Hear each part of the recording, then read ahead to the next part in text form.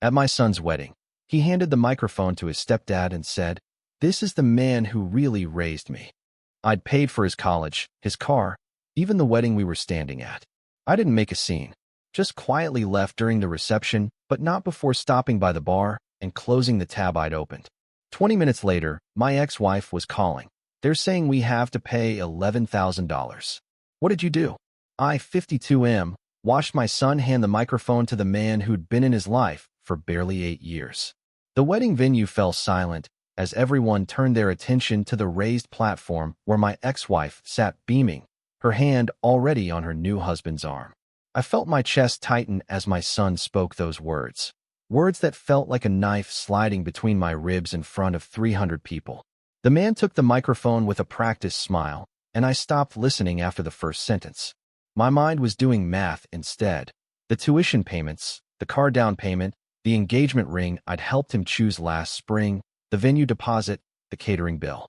$47,000 across 18 years. Not because I was trying to keep score, but because in that moment, the score was being kept for me. I'd raised him alone for the first 6 years after the divorce. I was at his soccer games, his science fairs, his school plays. I helped him through his awkward phase, taught him to drive, stayed up with him when he was sick. Then she remarried, and gradually, the custody arrangement shifted. Nothing formal, just how these things happen. A weekend became less frequent. A phone call became a text. A text became sporadic. By the time he turned 16, I was getting every other weekend if I was lucky. But I never stopped paying. Child support, sure, but also everything else. He needed a new laptop for college applications. I bought it. His scholarship covered tuition, but room and board didn't quite. I covered the gap. He wanted a car to drive to campus. I co-signed the loan and made the down payment. When he got engaged, I offered to help with the wedding. I meant it too. I wasn't trying to buy his love or prove anything. I just wanted to be there for him, in the only way he seemed willing to accept anymore. The stepdad was wrapping up now, making some joke about how he'd stepped up when things were difficult. The crowd laughed. I watched my son laugh. My ex-wife squeezed his arm. I stood up quietly and walked out of the reception hall. Nobody noticed at first. I went to the bar, where I'd opened a tab earlier in the evening. The bartender, a young woman with tired eyes, asked what I was doing. I told her to close it out, to charge everything to my credit card. She hesitated, mentioning that the groom had set up an account and guests weren't supposed to pay. I insisted. She made a phone call, and I heard her say something about the father wants to pay his tab. The total was just over $11,000. 3 bottles of premium champagne, the cocktail hour, the entire reception bar tab that the groom's family hadn't bothered to lock down. Most of it was probably rung up before the ceremony even started. I signed the receipt without really looking at it. I was walking toward the parking lot when my phone vibrated. Then again. The calls came first, my ex-wife's number, then my son's, then numbers I didn't recognize. I silenced the phone and drove home. By the time I got there, the calls had turned into messages. My ex-wife's first message was asking what I'd done. By her third message, she was demanding an explanation. My son's messages were shorter, more confused. His wife, my new daughter-in-law, whom I'd met exactly twice, had apparently discovered the charge on the wedding account and started asking questions. I didn't respond. I made myself a drink, sat in my study, and felt the strange, hollow satisfaction of a man who'd finally done something that mattered, even if it was something destructive. The next morning, my ex-wife called again. This time I answered. She was furious in a way I hadn't heard in years. She asked what I thought I was doing, closing out an $11,000 tab at my son's wedding. She told me the wedding planner was threatening to sue. She said my son and his new wife were devastated. She wanted to know if I'd done it on purpose, if I was trying to ruin the day. I told her I'd simply paid my share. The reception was in my honor too, wasn't it? Wasn't I entitled to cover my own drinks? She knew I was lying. We both knew. But the lie was the only thing I had left that felt like power. My son didn't call for 3 days. When he finally did, his voice was different, older, somehow, and tired in a way that had nothing to do with the wedding. He asked if I was angry with him. He wanted to know if that's why I'd done it. He tried to explain about the stepdad, about how he'd felt pressured to say those things, about how he'd been drinking and didn't really mean it the way it sounded. I let him talk. I didn't interrupt. I didn't tell him that I'd heard every word clearly. that alcohol wasn't an excuse, that what he'd said was exactly what he meant. Instead, I told him I wasn't angry, just disappointed. Disappointment, I'd learned over the years, was a more effective weapon than anger. Anger fades. Disappointment lingers. Update 1. 3 weeks passed. My ex-wife hired a lawyer, claiming that my deliberate bar tab closure was an act of financial harassment and intentional infliction of emotional distress. The threat of a lawsuit was delivered via a formal letter. I didn't respond. My own lawyer said I hadn't technically broken any laws. I'd paid for items I'd consumed, which was perfectly legal. But the damage was already done, just not in the way the lawsuit threatened. My son had told his wife that his father was volatile and prone to making scenes. She'd apparently told her parents, who decided they wanted nothing to do with me. My ex-wife was using the incident as ammunition in conversations with extended family, painting me as unstable and vindictive. One of my cousins called to ask if everything was okay. The worst part was that my son believed the narrative. He didn't see a father who'd spent 2 decades providing for him. He saw a man who'd sabotaged his wedding out of spite. The reality, that I was hurt, that I'd felt erased, that I'd reacted out of pain, didn't seem to matter. In the retelling, I became the villain. I started sleeping less. I'd lie awake at night, replaying the wedding, analyzing every word, every gesture, trying to pinpoint the exact moment my relationship with my son had become something transactional that could be abandoned the moment something better came along. I'd been naive, I realized. I'd thought that consistent presence, financial support, and unconditional love would build a bond that couldn't be broken. I'd thought wrong. Work suffered. I'm a database administrator, and I'd always been meticulous, detail-oriented, the kind of person who could lose himself in complex systems and feel satisfied by the order of it all. But I found myself making mistakes, missing deadlines, not caring much when I did. My manager asked if something was going on. I told him everything was fine. 2 months after the wedding, my son sent me an email. Not a text, not a call, an email, which felt deliberately formal and distant. He was asking if we could talk. He said his therapist had suggested that maybe he should try to understand my perspective. He wanted to know why I'd sabotaged his wedding day. I didn't respond for a week. When I finally did, I wrote a long email detailing every moment of the past 18 years.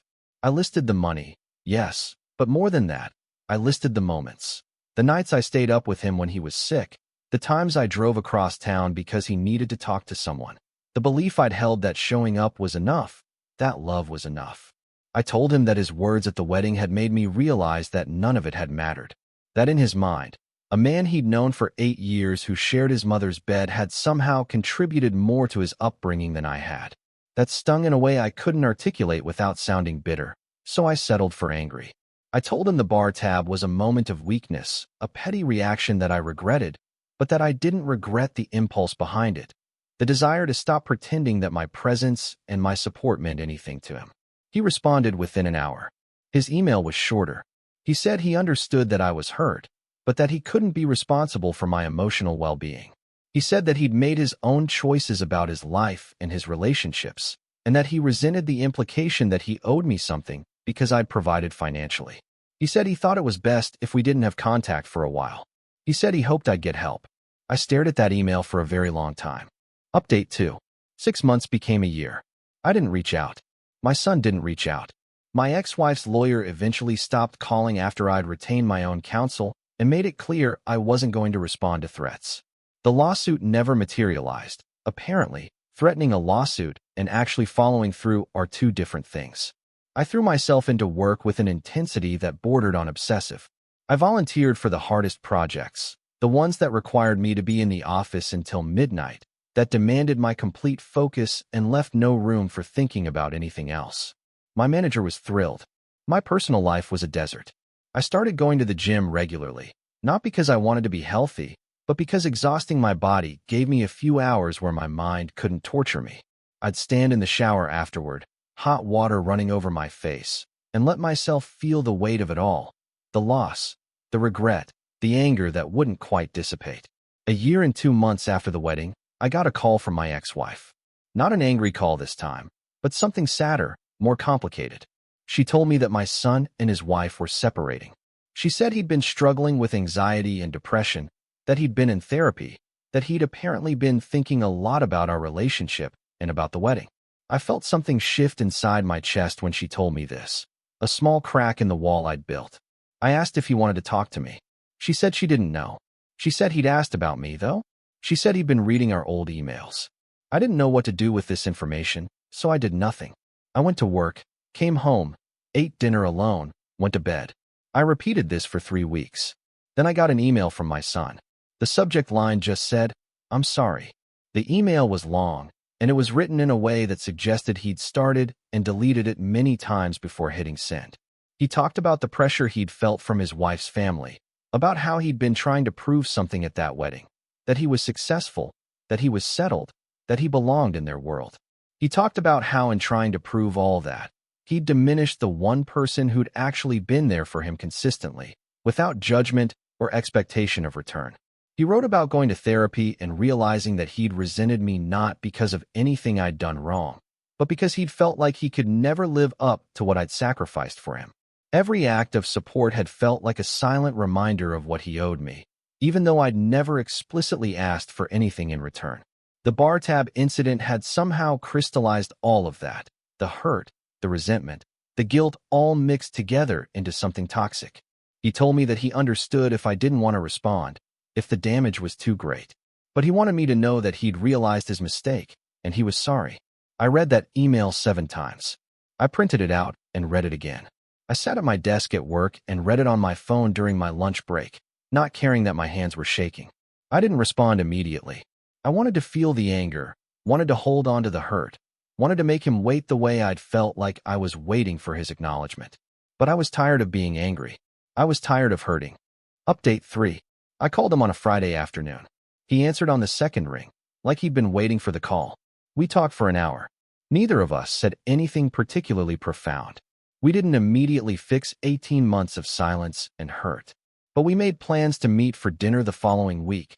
Just the two of us. No wives, no ex-wives, no one else. Just a father and a son trying to figure out if they could rebuild something that had been broken. When we met, we sat across from each other in a quiet restaurant, and it was awkward in a way that broke my heart a little. He was my son, and I was meeting him like I was meeting a stranger. We talked about his divorce, about his job, about his therapy. He asked about my work, genuinely interested in the database migration project I was working on. It felt strange to be asked about my life, to have someone actually listen to the answer. At the end of dinner, he told me that he'd thought a lot about that wedding, about what he'd said, about why he'd said it. He explained that he'd been angry with me for something I'd done years earlier, something I'd completely forgotten about. When he was 14, I'd criticized a choice he'd made, and he'd felt deeply ashamed. He'd carried that for years without telling me, and then at the wedding, he'd felt like he needed to prove to everyone that he hadn't needed me, that someone else had raised him just fine. It wasn't a perfect explanation, and it didn't erase the pain of that day. But it was honest. It was real. It was a bridge. I told him about the bar tab, about the vindictive satisfaction I'd felt in the moment, and about the regret that had followed. I told him that I'd learned something painful from this whole experience, that loving someone isn't enough if that love comes with conditions, even if those conditions are unspoken. I told him that I'd raised him because I loved him, not so that he would owe me something later. I was still working on believing that myself, but I told him anyway. We didn't hug when we left the restaurant. It was too soon for that. But he did text me the next day to say that he'd appreciated the conversation and could we do it again soon. I said yes. 3 months later, we had dinner again. Then another dinner. We started texting sporadically, nothing heavy, just regular updates about our lives. He told me about a project he was working on, and I told him about a database issue I'd solved. We were rebuilding something, slowly, carefully, with the full knowledge that it might break again. The bar tab became a story we could almost laugh about, though not quite. It represented the moment where communication broke down completely, where a father's pain became a financial weapon, where a son's insecurity manifested as cruelty. It wasn't something to be proud of, but it was something that had forced us both to confront uncomfortable truths about what we expected from each other and what we were actually capable of giving. I never got the satisfaction I thought I wanted that day at the bar. The closure, the validation, the sense that I'd been wronged and had struck back. None of it provided what I'd hoped it would. Instead, I got something slower, less dramatic, and ultimately more valuable.